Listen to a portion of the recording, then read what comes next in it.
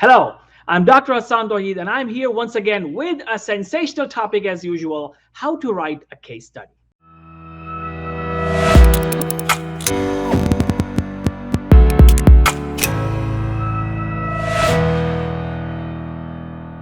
How to write a case study or case report. Yes, case study and case report are not too different. Case study is a study that you conduct while collecting data. And when you write it down, it's called as case report. And in this video, we'll talk about how do you actually write case report? How do you actually write your case study?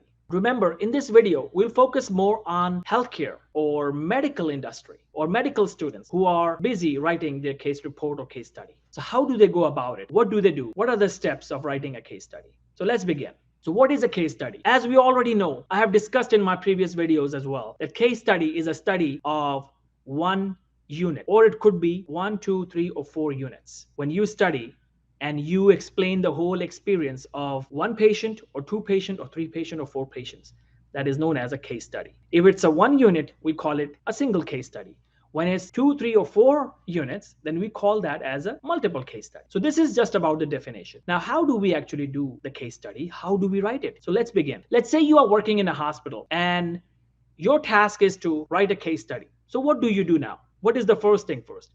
The first thing first is to decide. Yes, take a decision that you really want to write a case study. Now, let's say you have taken a decision that, okay, I will write a case study. Now, the next thing is you identify a case. Yes, of course, you cannot write a case study without a case. So look at the patients around and see which patient is the best to write a case study about. So now you have selected the patient as well. You have identified the case. So what have you done? You have taken the decision. You have identified the case. Now, the third thing is the IRB approval. Yes. Here, you will need the Institutional Review Board approval. Yes, if you are working in a hospital or a university hospital or in a community hospital, wherever you are, if you are doing a case study, remember there is a patient involvement. Now, there is a patient involvement, so you must go through the IRB approval. Otherwise, you could be in trouble. You cannot do a case study on a patient without the institutional approval or Institutional Review Board's approval. So now you seek the approval, go to the IRB or talk to the management and ask them to guide you. How do you go about it? They will tell you what is the procedure. If there is a form, there is a requirement of an application, or there is a requirement of a proposal, that and submit it to the IRB. Once you get the approval, now you have the approval. Now let's begin. Now, how do you do it? The next thing is you select your team. Yes, you cannot do anything without a team. So you need a team. Remember, we always need people. Nobody can be successful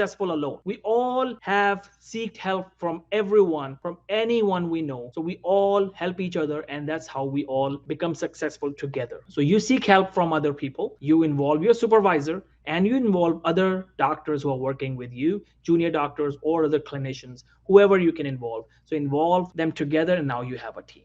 So now you have decided what you want, you have identified the case, you have IRB approval, now you have the team. Now let's begin. What is the next thing? The next thing is the data collection. Of course, now it's time to collect data. Now you go to the patient, right? Now you go to the patient's bed. I'm telling you exactly everything step by step so that you can literally do it. So now you go to the patient's bed. I'm coming from that basic. You're going to the patient bed, okay? Now you go to the patient bed. Now you start collecting data, but how do you do it without patient's approval, without patient's consent? So always take a consent form. You take a consent form, read the consent form loud to the patient, and have him sign the consent form. Ask the management, ask the hospital administration to give you a consent form. Once you have the consent form, if they don't, then you can print that out simply from internet. Once you have the consent form, you have the patient sign it. Remember, the consent form is extremely important. If you forget to sign or have the patient sign the consent form, you could be in serious trouble. Remember, anything not written means not done. So you need an evidence. So you will keep the copy of the consent form in the folders for your record, and you can give it to some other team members as well and submit one to administration just to be on the safe side. So once you have the record approved that yes, patient has given you the permission, now let's begin. Now start collecting data. Now, how do you collect the data? Remember, one unique feature of case study is multiple sources of data. So yes, you need to collect data through multiple sources. What could be those multiple sources? Number one, You ask questions. You ask questions to the patient. You are taking history, right? But at the same time, you check the folders, the records, the medical records in the files and folders, the hard copies. Go to the administration, go to the people who are taking care of the patient and ask them, where can I find the folders? And you have the folders, you have the record, you have the information. Now you have all the material. Now also check the electronic medical records. Now talk to the patient's family, talk to the patient's physician, anyone who is involved in the patient care. Talk to them and you collect data. But remember, this data is useless if you don't have the direction. So always set a direction, set a target. That what is your research question? What is the problem you're trying to assess? Remember, what do we actually see in a case study? That's very important to understand. Remember, there are two possibilities, right? Either you have a common disease and you write a case study on a common disease, or you have a rare disease and you write a case study on a rare disease. Now, remember, writing a case study on a common disease is possible and it's very easy, of course. But how do you bring a new point? What is the interesting thing that will attract the journals? What will attract the readers? So you don't have anything, right? And finding a rare case is absolutely tough and difficult. You don't always find a rare disease or a rare case. So what do you do now? Remember, if you find a rare case, that's wonderful. Congratulations.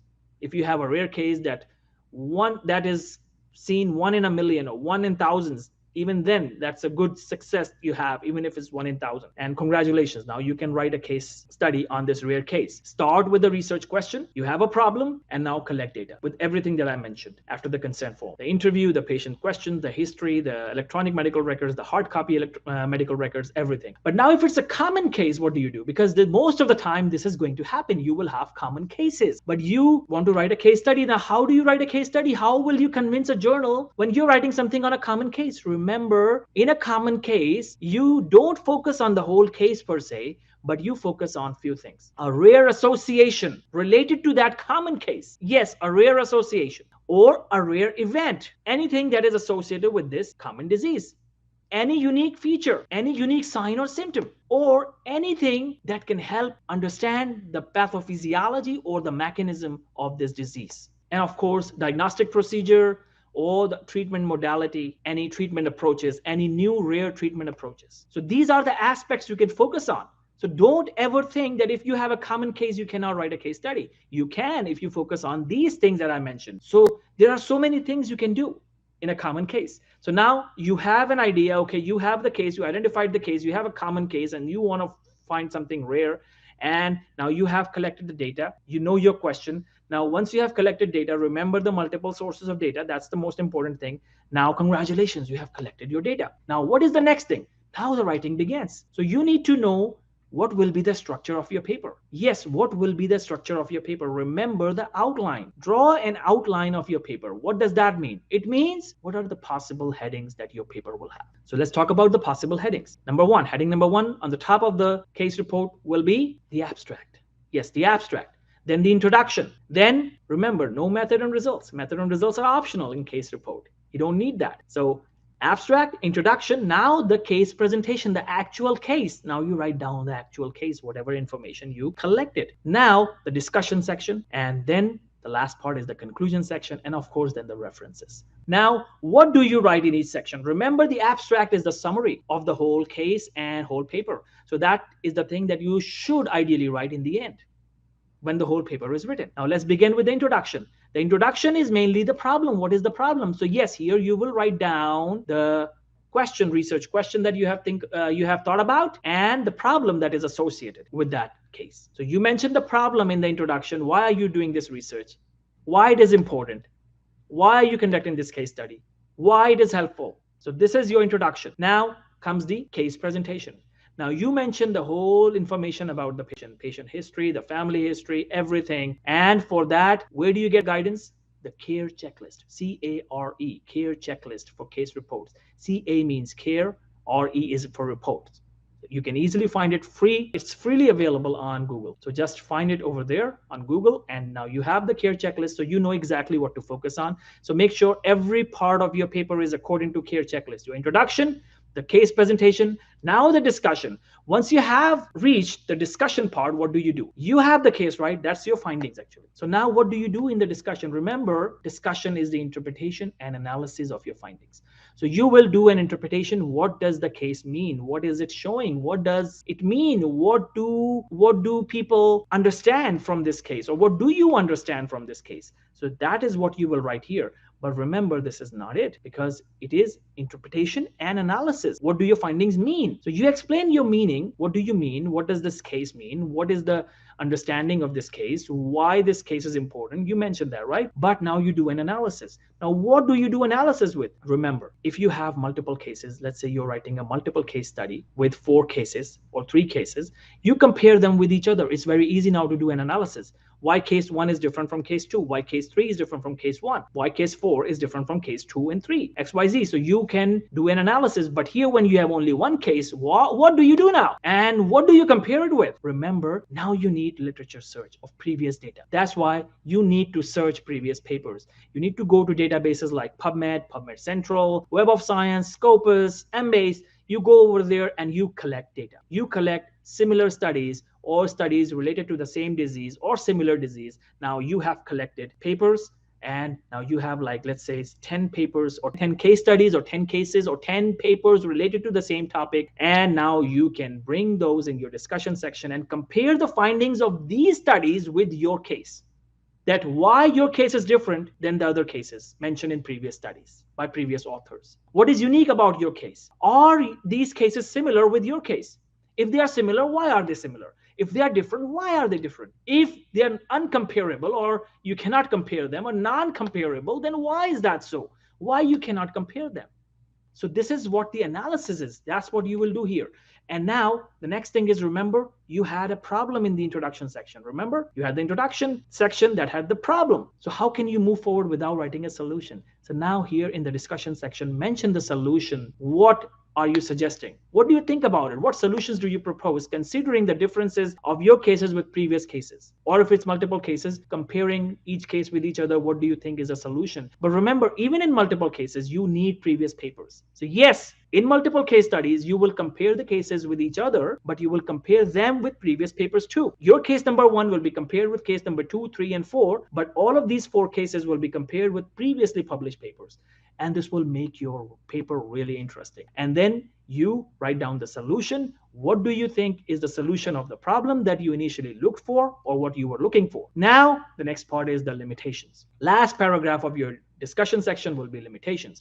Once you write limitation in 3-4 lines, maybe 5 lines, now your discussion section is over. Now you jump to the conclusion section, and conclusion section is the important findings once again with the lesson learned. What do you learn? What is the lesson, the take-home message that people can learn from this case study? Once you have this, the references section, in the references, what do you bring? The studies that you collected from databases. You write those as references. How many references do you need? 5 to 20, maybe 25? It's up to you. And how long is the case study? Remember, on average, the length of a case study or case report is 1,500 words. Yes, you can go up to 2,000. That's fine. But ideally, 1,500 is the average length, but not less than 1,000. Don't make it very short. Between 1,000 to 1,500. If I were to write a case study, I would choose a length between 2,000 to 2,500. But it also depends on the journal that you have selected to publish, because every journal can have their own requirement about the length of the case study. So look at the author's guidelines of the journal that you are submitting to, that how long of a case study they want. Once you know the exact number of words that are needed, then you can modify accordingly. Now you have your case ready, and now it's time to submit the paper. Once you submit the paper, now it's time to wait for your publication. And this is how you write and complete your case study, and you submit your case study. So congratulations, now this video is complete. Now you should, I believe, if you still have confusion, watch this video again, rewind it, watch it, play it again, take notes. And if you have any question, comment below. I'll come back and comment and answer your question or concern. So just to summarize what we learned, that case study and case report are the same things. Case study is a study that you conduct. Case report is a written case study. And how do you write it? You follow CARE checklist, CARE. It's available for free. Make sure every point in your case report is according to CARE checklist. Once you do that, your case study will be very interesting and very powerful, or I would say of very high quality. Your case study, how do you begin doing it? You start with an IRB approval. Of course, you start with the decision, then you identify the case, then you go for IRB approval, then you make your team. Now, then you have the patient sign consent form. Remember, that's very important, the consent form. Then you collect data, multiple sources of data. You must collect data through multiple sources. That's the most important thing. Now, if you have one case, then that's a single case study. If you have 2 cases or 3 cases, then you have multiple case studies, single case study and multiple case study. Now, then begin writing. Introduction is the problem. What is the problem? Why this problem is important? Then the case presentation, write according to CARE checklist, everything that is required by CARE checklist. Then the discussion. If a single case study, compare it with previous papers. If it's multiple case studies, now you need 2 comparisons, comparing each study with each other and comparing them with previous papers. So you need previous papers anyways in both. And then you write a limitation section, that what are the weaknesses of your study, and then the conclusion section. How many references do you need overall from introduction to the discussion section? Remember, only these 2 sections will have the references, introduction and the discussion most of the time. You don't need references in conclusion and in the case presentation. So you have the references, probably 5 to 25. And as I said, the length on average is 1,500 words, but it also depends on the journal's requirement. So look at the journal's requirement, whatever journal you have chosen, and then submit it. And then wait for your publication. And one more thing, if that publication is rejected, no worries, go to the next journal. Whenever somebody says no to you, you say next. Eventually, you will see your paper getting published. Just don't give up. Keep moving ahead and keep writing and keep moving and keep learning and keep watching. Thank you.